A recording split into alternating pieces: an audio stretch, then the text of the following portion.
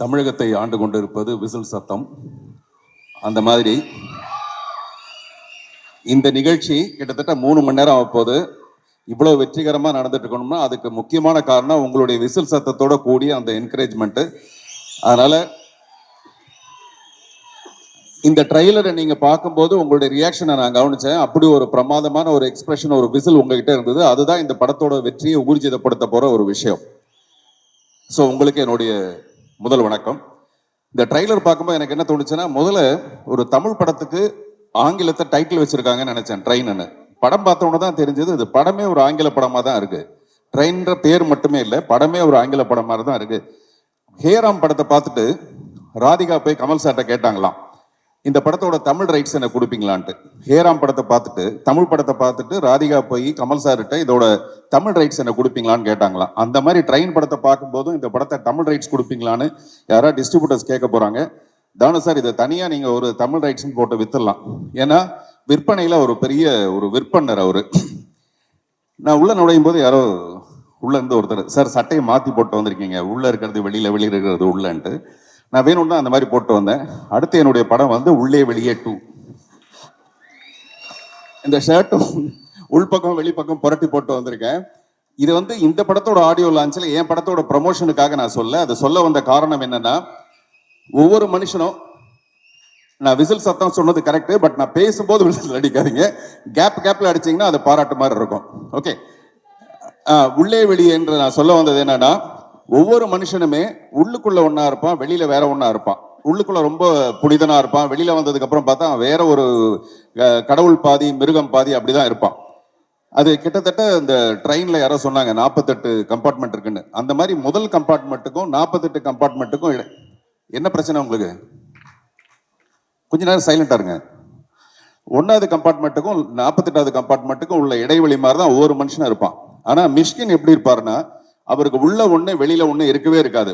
ரெண்டும் கிட்டத்தட்ட ஒரே மாதிரி இருக்கும். இந்த 23வது கம்பார்ட்மெண்ட்டுக்கும் 25வது கம்பார்ட்மெண்ட்டுக்கும் உள்ள டிஸ்டன்ஸ் மாதிரி மிக குறைந்த அளவு மட்டும்தான் அவர் உள்ள என்ன நினைக்கிறாரோ அதை அப்படியே வெளியில பேசுவாரு. ஒருவேளை தூக்கம் வந்துருச்சுன்னு வச்சுங்களேன், ஆடியோ லான்ச்சில் அப்படியே படுத்து தூங்கிடுவாரு.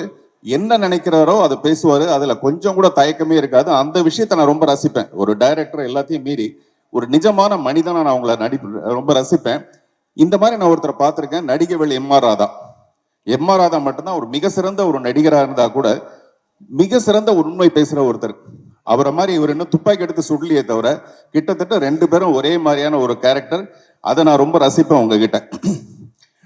விஜய் சேதுபதி சார், நான் வந்து உங்களுடைய ஹிந்தி படம் மட்டும் இல்லை, ஒரு சாதாரண விளம்பரம் கூட நிறைய பார்ப்பேன். இன்னைக்கு கூட சிவாஜி சாருடைய பையன் ராம்குமாரோடைய ஒரு இன்டர்வியூ ஒன்று பார்த்தேன். அதில் நீங்கள் பேசுகிறத முழுமையாக நான் கேட்டுட்டு தான் வந்தேன். அதில் அந்த இன்டர்வியூ போகிற நிறைய ஃபிலாசபி, அதை ஒரு ஜிலேபி மாதிரி ரொம்ப ஸ்வீட்டாக அப்படியே பேசுகிறீங்க, உங்களுக்கு தெரியாத மாதிரி அப்படியே பேசுகிறீங்க.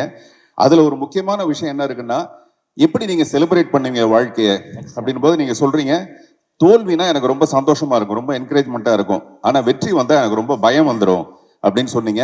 இந்த படத்துக்கு அப்புறம் உங்களுக்கு மாபெரும் ஒரு பயம் வரப்போகுது. அவ்வளவு பெரிய வெற்றி அடைய போகுது இந்த படம். அப்புறம் நான் இந்த மேடைக்கு வந்ததுக்கு ரொம்ப முக்கியமான காரணம் மிஷ்கின் சாருக்கு வந்து ஒரு தேங்க்ஸ் சொல்றதுக்காக. காரணம், இந்த படத்தோட சினிமாட்டோகிராஃபர் ஃபௌசியா ஃபாத்திமா. இவங்க வந்து என்னுடைய இவன்ற ஒரு படத்துக்கு அவங்க தான் சினிமாட்டோகிராஃபரை ஒர்க் பண்ணாங்க. அந்த படத்தில் நான் சௌந்தர்யாவை வந்து மேக்கப் இல்லாமல் நடிக்கணும்னு கேட்டேன். அவங்க ரொம்ப தயங்கினாங்க. அப்போ நான் சொன்னேன், ஒரு 4 நாள் ஷூட் பண்ணி உங்களுக்கு போட்டு காட்டுறேன், நீங்கள் பார்த்துட்டு அதுக்கப்புறமேல மேக்கப் இல்லாமல் நடிக்கலான்னு சொன்னேன். அவங்க மேக்கப் இல்லாமல் நடிக்கிற அளவுக்கு அந்த பொண்ணை ரொம்ப அழகாக காமிச்ச ஃபௌசியா வந்து இந்த படத்துக்கு ஒர்க் பண்ணியிருக்காங்க.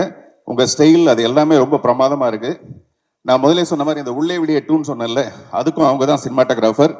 அதுக்கும் பாராட்டு முன்கூட்டியே நான் சொல்லணும்னு நினைக்கிறேன். அதே மாதிரி தானு சாருக்கும் எனக்கும் 1000 இருக்கும்.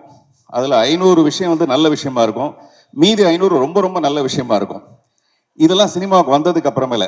ஆனால் நான் சினிமாவுக்கு வரத்துக்கு முன்னாடி, புதிய பாதை வரத்துக்கு முன்னாடி முதல்ல நான் கதை சொன்ன மிக குறைந்த தயாரிப்பாளர்கள், அதாவது என் கவனம் கொடுத்து காது கொடுத்து கேட்ட தயாரிப்பாளர்கள் ரொம்ப முக்கியமானவர் அவர்.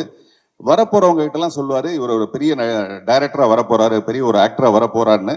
அந்த நன்றி கடனுக்காக தான் நீங்கள் அவங்க வீட்டில் இன்விடேஷனே கொடுக்கலாம் கூட அவங்க வீட்டு விசேஷத்துக்கு போவேன். இந்த படத்தோட வெற்றிக்கும் அதே மாதிரி தான் மறுபடியும் வந்து கை தட்டுவேன். அப்படி ஒரு சிறப்பான ஒரு அன்பு உங்கள் மேலே நான் வச்சுருக்கேன் சார். கடைசியாக மிஷ்கின் சாரை பற்றி சொல்லணும்னா, பிடித்தபடி வாழ்கிறது இருக்கு இல்லையா, பிடித்ததை செஞ்சுட்டு வாழ்றது தான் மிகப்பெரிய ஒரு கோடீஸ்வரன். தான் என்ன நினைக்கிறானோ அதை நிஜமாவே சந்தோஷமா விரும்பி செய்யறது தான் ஒரு மிகப்பெரிய கோடீஸ்வரன் சொல்லுவாங்க. அந்த மாதிரி நீங்க மிகப்பெரிய ஒரு கோடீஸ்வரன். எனக்காக ஒரு பெண் வந்து ஒரு கவிதை எழுதினாப்ல. ஒரு ரயில் பயணத்தில் சந்தித்தோம், ஒரு ரயில் பயணத்தில் சந்தித்தோம், ரயில் நின்று விட்டது, பயணம் தொடர்கிறது. ஒரு ரயில் பயணத்தில் சந்தித்தோம், ரயில் நின்று விட்டது, பயணம் தொடர்கிறது.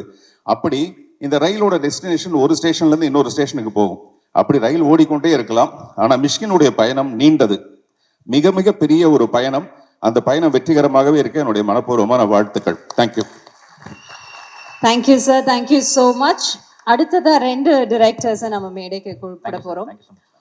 ஒருத்தர் வந்து சில படங்கள் வந்து கண்களை ஈரமாக்கும், சில படங்கள் நெஞ்சு அப்படியே கசக்கும்.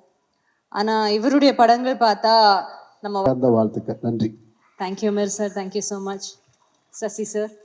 எஸ், மிஷ்கின் படத்தை நம்ம எதுக்கு பார்க்க போகிறோம் அப்படின்னா, ஒரு அன்கன்வென்ஷனல் ஸ்டோரி டெல்லிங் இருக்கும், ஒரு அன்கன்வென்ஷனல் ஷார்ட் டிவிஷன் இருக்கும். இந்த ட்ரெயினை நான் பார்க்க போகிறதுக்கு ரீசன் 2 முக்கியமான ரீசன். என்னுடைய ஹை டாப் நாச் எக்ஸ்பெக்டேஷன் என்ன அப்படின்னா, இவனுடைய பேக்ரவுண்ட் ஸ்கோர் எப்படி இருக்க போகுது. இப்போ நான் சில விஷயங்கள் கேட்டேன், ஆஃபீஸ்லேயும் கேட்டிருக்கேன். ஆனால் படத்தோட எந்த அளவுக்கு மேட்ச் ஆகுது, அந்த சீனை எந்த அளவுக்கு என்ஹான்ஸ் ஆகுதுங்கிறது என்னுடைய எக்ஸ்பெக்டேஷன் நம்பர் 1.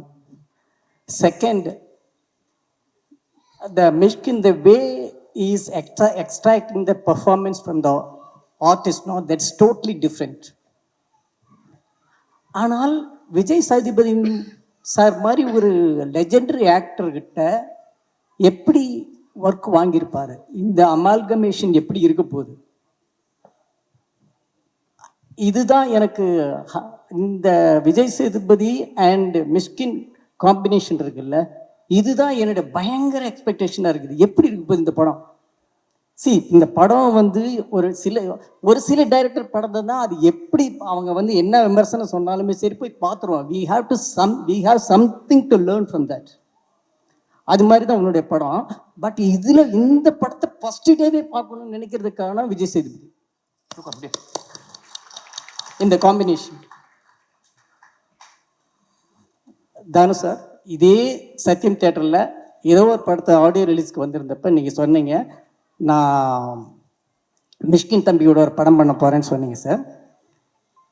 இவ்வளோ நாளுக்கு அப்புறம் இந்த படத்தை கரெக்ட் ட்ராக்ல ஏற்றிட்டீங்க.